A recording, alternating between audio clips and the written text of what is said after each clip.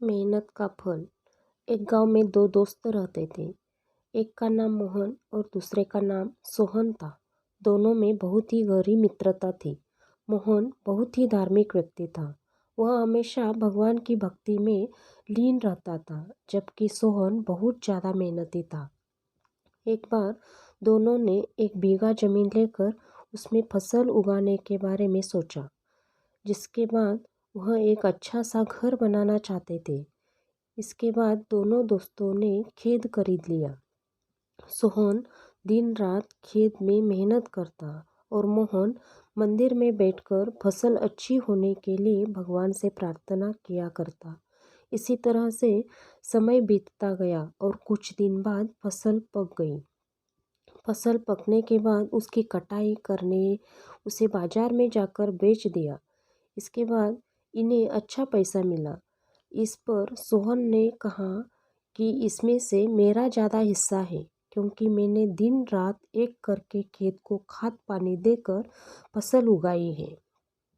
लेकिन यह बात सुनकर मोहन गुस्सा हो जाता है और कहने लगता है कि धन का ज़्यादा हिस्सा मुझे मिलना चाहिए, क्योंकि मैंने अपने खेत में अच्छी फसल होने के लिए भगवान से प्रार्थना की है और जब तक भगवान की मर्जी ना हो तब तक कोई भी कुछ नहीं कर सकता है। दोनों इसी बात को लेकर लड़ने लगे। अब यह बात गांव के मुखिया तक पहुंच गई। गांव के मुखिया ने सारी बात सुनने के बाद एक फैसला किया।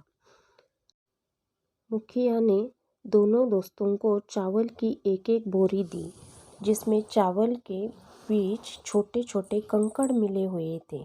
मुखिया ने कहा, इस चावलों की बोरी को घर ले जाओ और इसमें से सुबह तक चावल और कंकड़ अलग अलग करके लेकर आओ। फिर मैं सुबह फैसला करूँगा कि फसल का ज़्यादा धन किसको मिलना चाहिए। दोनों अपनी अपनी चावलों की बोरी लेकर घर चले गए। सोहन अपने चावल की बोरी को खोलकर उसमें से कंकड़ अलग अलग करने में लग गया। मोहन अपनी चावल की बोरी को लेकर मंदिर में चला गया और भगवान से चावलों के कंकड़ को अलग अलग करने के लिए प्रार्थना करने लगा। बोले, हे भगवान, मेरे चावल से कंकड़ अलग कर दो। दोनों अगली सुबह मुखिया के पास पहुंचे। सोहन ने तो पूरी रात जागकर चावल से एक एक करके सारे कंकड़ अलग कर दिए। इस पर मुखिया बहुत खुश हुआ। मोहन ने अपनी बोरी मंदिर से ले जाकर मुखिया के सामने रख दी और मुखिया से बोला, आप बोरी को खोलकर देख लीजिए। मुझे भगवान पर पूरा विश्वास है कि इस चावल की बोरी से सारे कंकड़ निकल चुके होंगे। लेकिन जब मुखिया ने चावल की बोरी खुलवाई तो देखा सारे कंकड़ चावल के बीच ही मौजूद थे।